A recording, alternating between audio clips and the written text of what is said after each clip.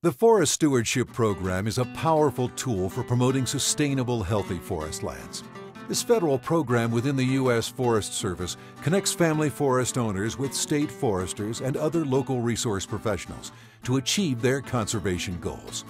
It also opens doors to other programs and services that help families build a conservation legacy. Whether managing for timber, wildlife, recreation, or clean air and water, family forests in the Forest Stewardship Program help ensure a healthy future for all Americans. Nestled deep in the heart of old Virginia, in the cradle of our nation's history, lies Oakley Farm, where a passion for forestry has inspired the Beals family for 3 generations. Oakley Farm has been in the family since 1926. My husband George's grandfather, George, was somewhat of a tree fanatic, and he amassed a lot of acreage here in Virginia. He passed on his love of trees and agriculture to his son Philip, my father-in-law, and then to his sons George and Whitney, George being the one who decided to come here and work and live. Forester Danny Roberts has helped the Bealses formulate their goals for the property into an action plan called a Forest Stewardship Plan. The main goals here on the farm for a stewardship plan, of course, is forestry, land management, land preservation. Education is a huge thing here, but it's managing, I say, the land for its best uses, and the family is just so attached to the land. And Ann and the kids have always been real supportive of environmental education. And here on the farm, we started what we call the outdoor classroom, and they've been real supportive of that. Every year, we bring all the elementary kids, the 4th grade ones, from all the 17 elementary schools here in the county and educate them in environmental sciences.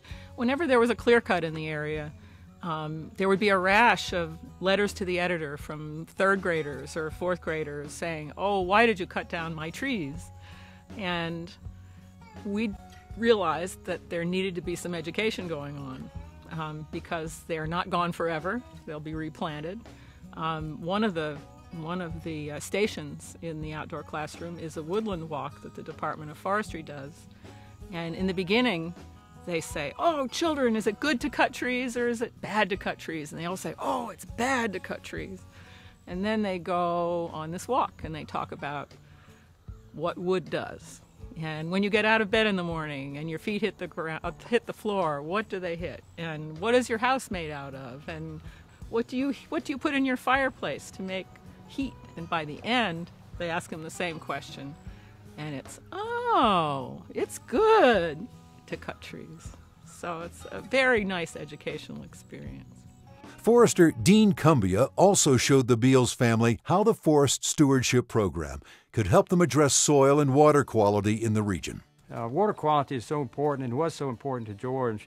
As an example, the farm is at the headwaters of the York River, which flows into the Chesapeake Bay. So keeping the water clean is extremely important. You know, we got a good rain today, and because of the practices that George and Ann have installed on the property, the water that comes off the farm is remarkably clean. I grew up sailing on the Chesapeake Bay, and when I realized that we were at the headwaters of one of the major tributaries of the Chesapeake, it made me proud to think that we could deliver clean water from here all the way to the bay.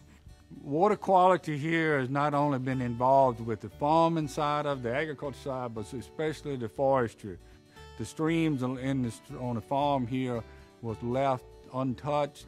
The forest, when it was harvested, all along the streams, we was left streamside management zone to protect those streams, to give you last little bit of protection and filtration system.